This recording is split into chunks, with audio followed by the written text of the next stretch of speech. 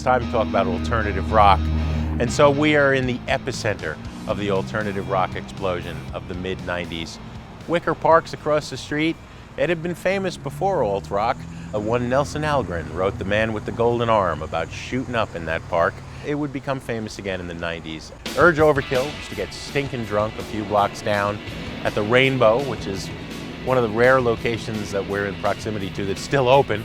Guyville, you see, has turned into Broville. But in the 90s, after the grunge explosion in Seattle, Pearl Jam, Nirvana, Soundgarden, what was going to come next? Billboard helpfully printed a map and a headline that read, "Chicago, the capital of the cutting edge." A lot of the bands that were signed in the alt-rock feeding frenzy from Chicago became multi-platinum acts, the Smashing Pumpkins.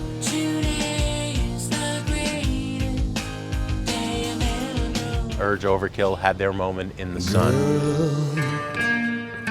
Girl, you'll be a woman soon. Liz Phair.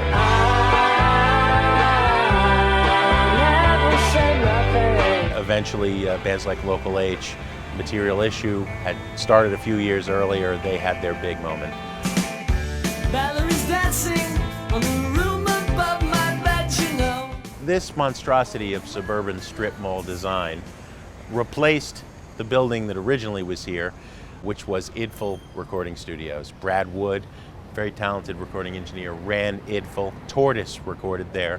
11th Dream Day recorded there. Veruca Salt, and Liz Phair's Exile in Guyville was made here. I was flying into Chicago at night, watching the lake turn the sky into blue-green smoke. Guyville was the jokey name that Urge Overkill came up with for Wicker Park.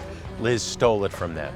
She didn't mean it in the same way they did. For them, it was a celebration. For her, it was a critique of the testosterone-heavy alternative rock scene. A lot of drinking, a lot of manliness.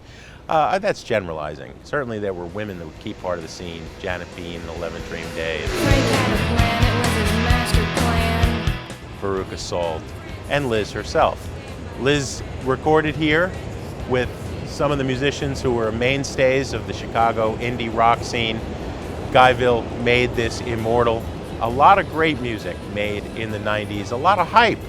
Those folks down at the University of Chicago, putting out the Baffler, the literary journal, had a famous collection called Commodify Your Dissent, where they argued that any form of genuine youth revolt was instantly turned into a marketing pose. But there was a real excitement here on the streets of not only Guyville, but all of Chicago when all that rock and roll was happening. And the best sounds from that era certainly stand today. But Idful's gone. Once again, there is no plaque to commemorate where it once stood. But you can come here and get a massage at Massage Envy Spa.